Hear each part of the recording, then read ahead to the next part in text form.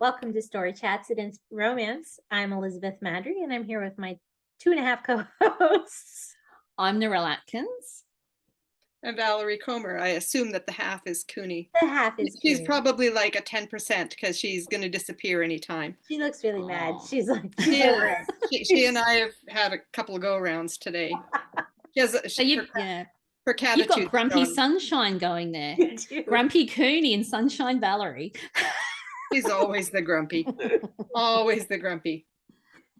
So today, as long as Cooney is going to forbear here, we're going to talk about CCR Set in Georgia. We're continuing our trek through the United States in settings and locales, and we have split the region of the South up into a state-by-state extravaganza because it feels like there are an awful lot of books set in the South. So so we're sort of picking state at a time, and we're in Georgia.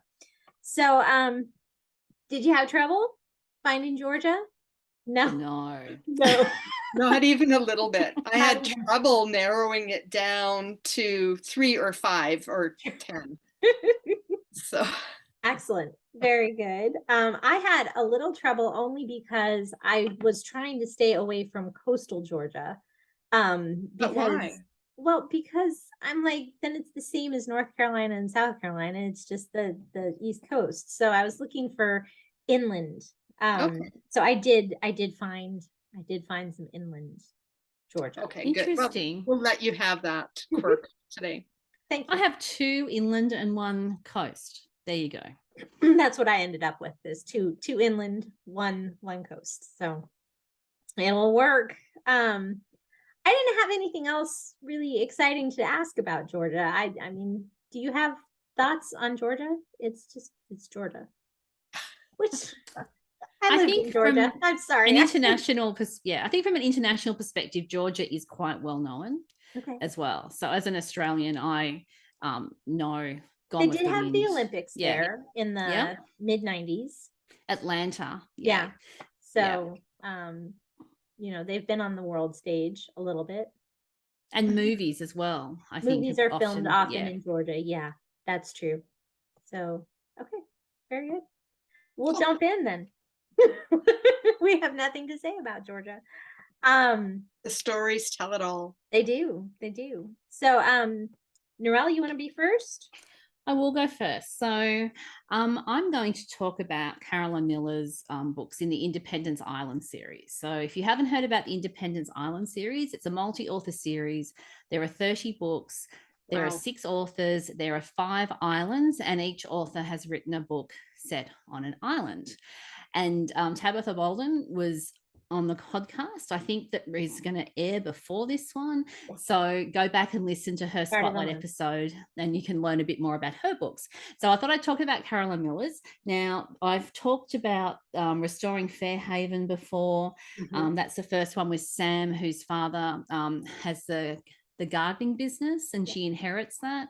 And the hero is Max, and he's the reclusive author. And so she's got the contracting job to do with his gardens. And then Regaining Mercy is Mindy, who's the reality TV show person who was the girl from the wrong side of the tracks that comes back to town as a single mum. You mentioned that one in the reality TV one, I think. Yes, right? Yes. I'm about to tell you which ones I've mentioned them in a minute. And then of course you Dermot.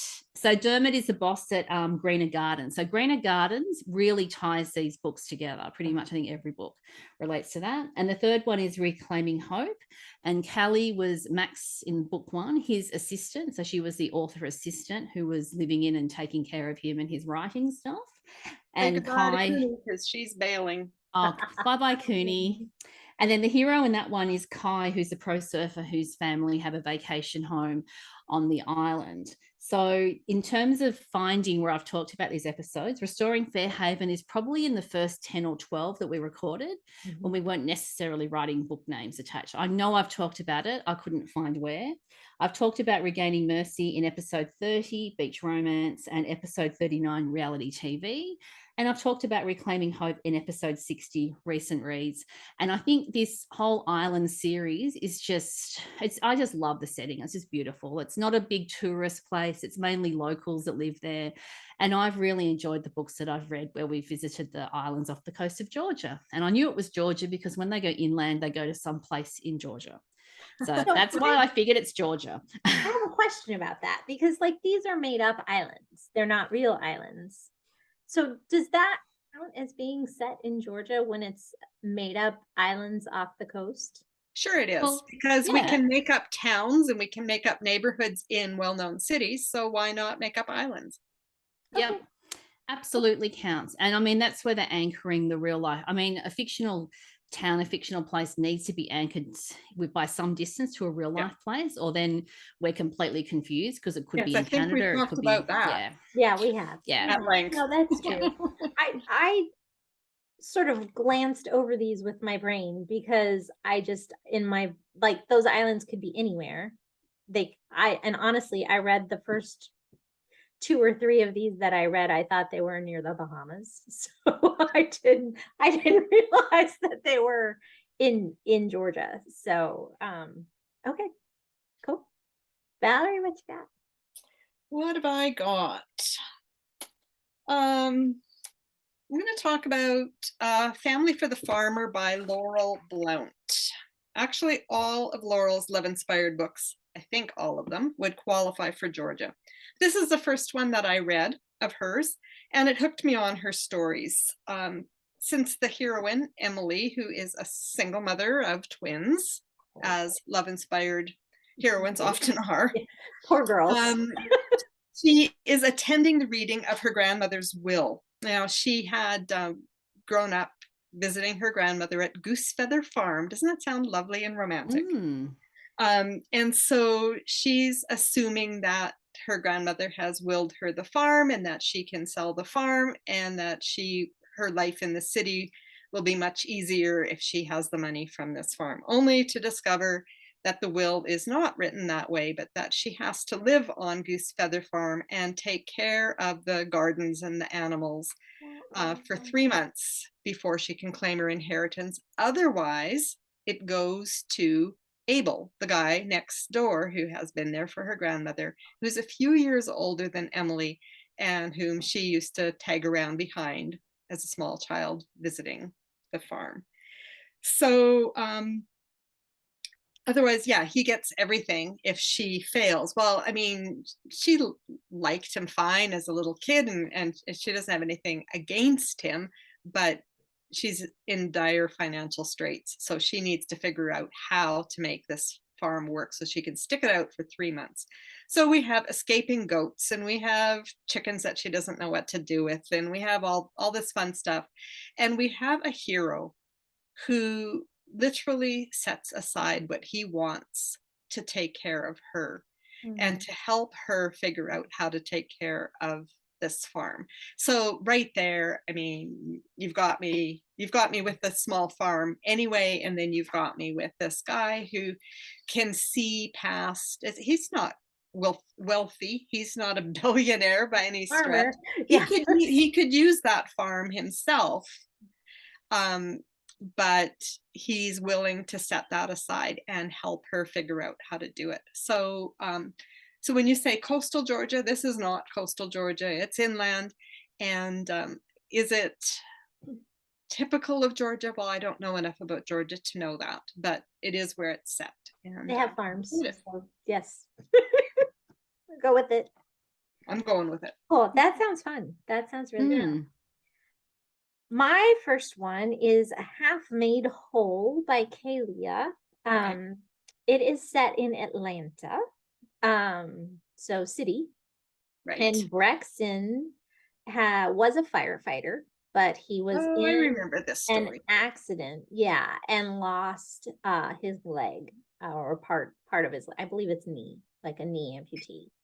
Right. And his physical therapist, Leighton, is a widowed single mom, trying to get back on her feet in a new town. And I think what I loved most about this is that because Leah lives in North Carolina, but near-ish to Georgia, um, she she gets the South.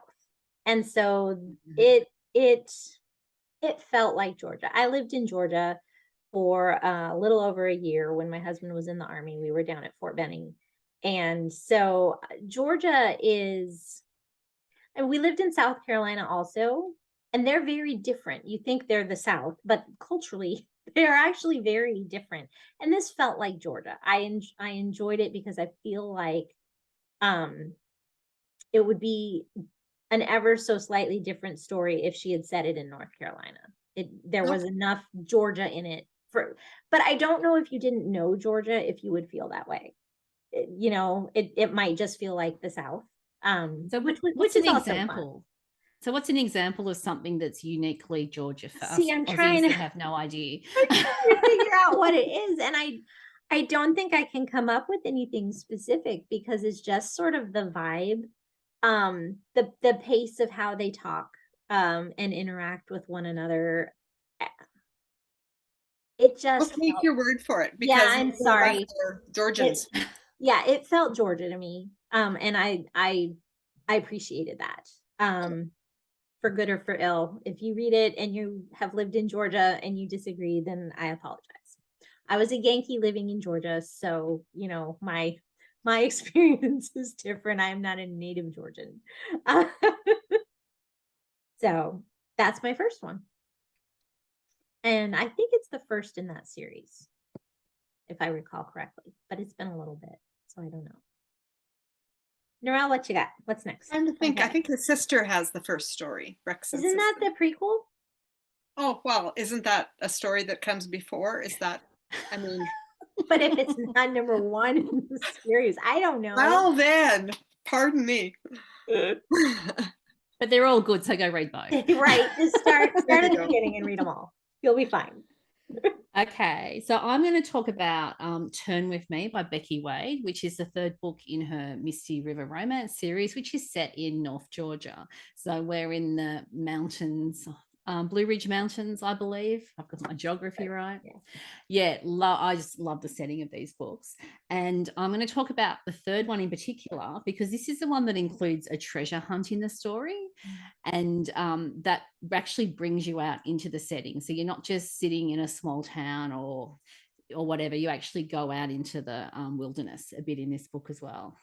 And in episode 72, which is one of our recent reads episode, I talked in detail about this book. So I'm not going to go back over the plot in any length. You can go listen to that episode.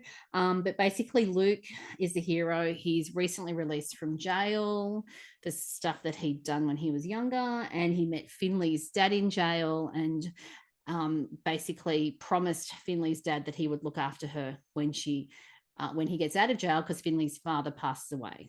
And Luke's actually there when he passes away.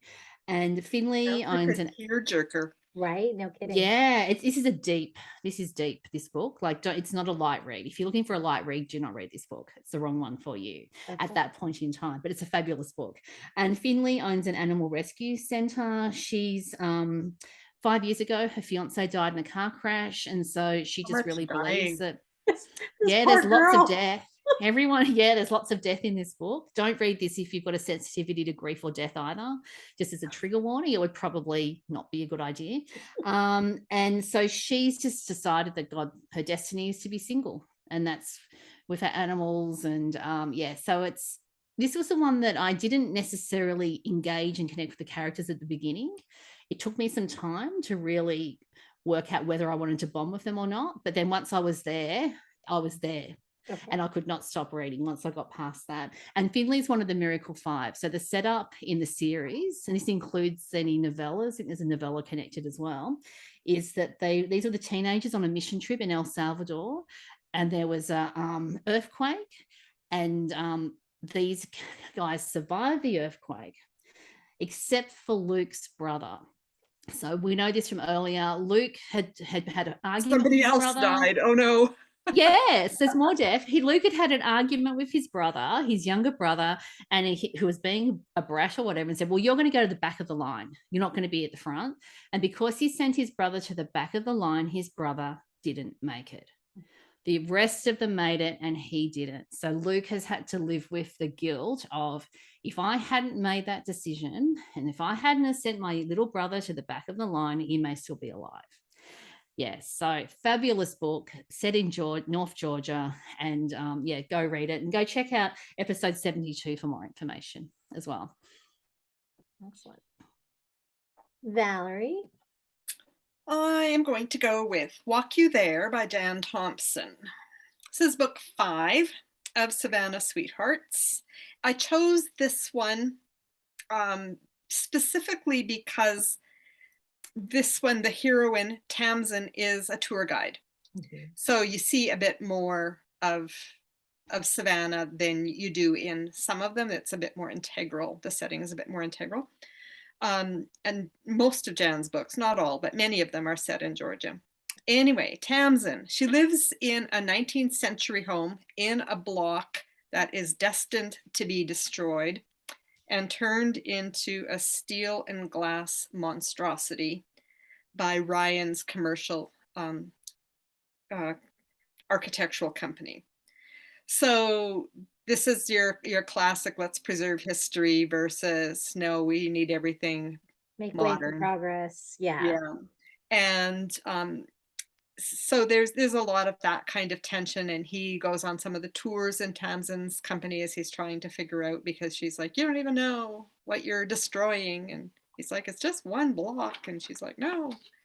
Anyway, you need like probably little finger puppets when you do that. You don't even know.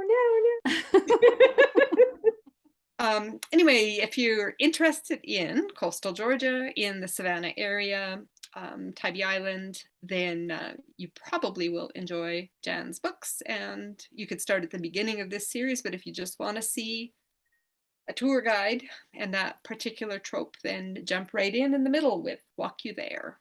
Jan does a really good job of making Savannah feel real. I have been to Savannah. I have read Jan's books.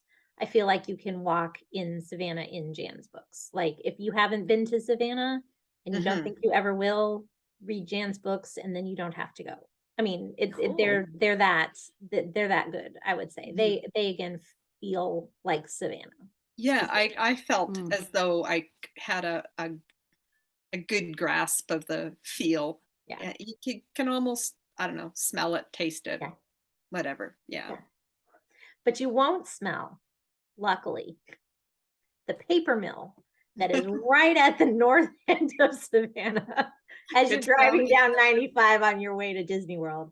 Every time we get there, we cross and there's this bridge and you're going over the bridge and my boys are like, oh, and it's like, yeah, the paper mill's working today.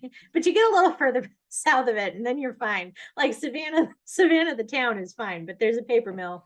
If you're on 95, you know when you're at that Savannah. is the benefit of books is that you can evoke the smells that you want. And also, like, I write a lot of books where people spend a lot of time outdoors, and I can just kind of forget the fact that there's mosquitoes too, right? Yes. So conveniently, she doesn't need to mention the paper mill smells, just as I convenently don't need to have everybody eaten alive by mosquitoes. So it's all good. And I have no idea what a paper mill smells like. It's sulfur. It's sulfur. Oh, it's sulfur, is it? Oh, strong sulfur. Yeah. It's bad. Lovely. Sorry, but we do need paper, so yes, it's kind of necessary. My second one is Mistletoe Make Believe by Amy R. Anguish, and it is set on St. Simon's Island, Georgia. Okay. So not even coastal, like island, Georgia island, but there's a real island. A real island, yes, a real island, and it is I read it in the Candy Cane Wishes and Saltwater Dreams collection. Okay. I think she has published it as a standalone as well now. I must have read this one, I think. So are all of those books Georgia Island, or are they different places? They're just all coastal. They're just all beaches. Yeah. So it is a fake relationship between a romance author. She goes to St. Simon's Island. She's behind on her deadline.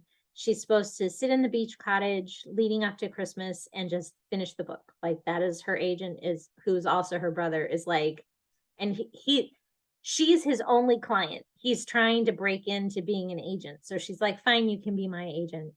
And so because it's her brother, he's like super naggy as well, like way beyond what an agent would normally be, because he's like, sis, let's go. So she's in church. His future is also hinged on her. Yes. Yeah. So it starts out, I love the meet cute. She's in church and this random guy sits down next to her and scribbles a note and drops it in her lap. And it's basically like, will you pretend to be my girlfriend to get my mother off my back? In church. In church. In church. So he's a single dad. His mother just is desperate for him to give his daughter a mom and to be dating again. And he's just still consumed by grief and doesn't want this at all. But he's like, it's Christmas and I'd like to not have to deal with it over Christmas. So I need to know, she agrees. Does she scribble it back? Sure, I'd love to.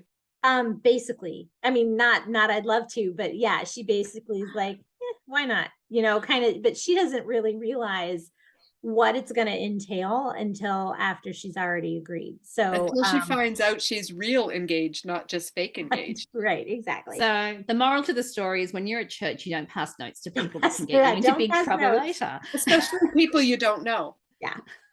So, but it's just really, it's a fun setup and it continues to just be fun. And she writes Christian romance novels. And so this comes out and the mother thinks she writes filth.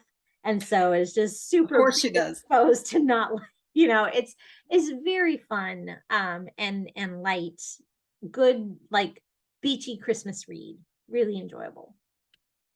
Yeah. It sounds fun. Yeah. Do you have another one, Narelle? We got time. I do, and I'll be quick with this one as well. So I'm going to talk about Uptown Heiress by Lindi Peterson, and I've spoken about this twice before in episode 31, Urban Romance, and episode 39, Reality TV. And this is the one where Grace is a contestant on Love Atlanta Style, and they have this big reunion party at a hotel that not everyone's aware that her father actually owns a hotel. So she's actually an heiress, but that's sort of kept under wraps a bit.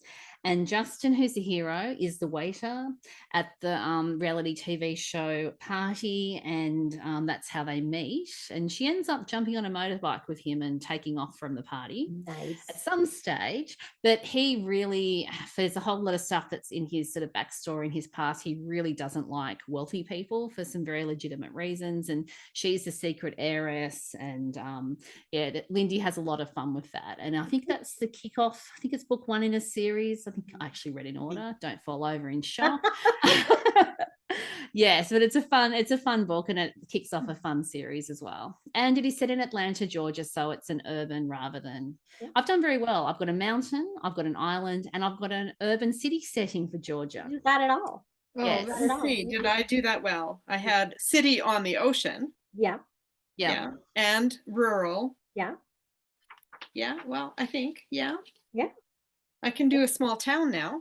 Sure. Go for it. Do it. So, Lindi Peterson, The Little Black Wedding Dress. One of my great regrets in life is that Lindi hasn't written more books to follow that one. I loved that book. It is probably 10 years old. Maybe Gosh, it is, isn't it's it? Way. Gosh. It's been out for a long time. Yeah. I read a bit to refresh my memory, and I just got sucked right back in. Yeah. The heroine's name is Honey. She is in her mid-30s. She's back in her hometown because her sister died, and she's going to help her brother-in-law with the 2 little boys. And she runs into her old flame, Porter, who had money, as you do, exactly, who they had been dating in high school, and she had been dreaming of more. And then he ran off and married the cheerleader who was pregnant with his baby. So she was kind of devastated over that. it turns out, you find this out in the first chapter, that the baby is now a teen mom of her own, disconnected from her child. Like she just like pretends it never happened. Mm. So Porter is now the father and grandfather of these two, a teenager and an infant. And he begs her help to figure out how to connect his family together. So the little black wedding dress is an interesting thing because she is a wedding dress designer. She had a boutique in Atlanta that she moved to this small town that it hasn't been going so well. But Porter's daughter takes an interest in what she's doing there. And it's one of the few things this girl is taking interest in. And so there's a whole thing with the black wedding dress, because it's not something we think about, right? Black wedding dress, no way. It's like, who's going into mourning at a wedding, right? Yeah. But it's apparently a thing. Mhm. So there you go. If you haven't read a Lindi Peterson, you've got two options presented here today. And they're both good. They are Yeah. both very good.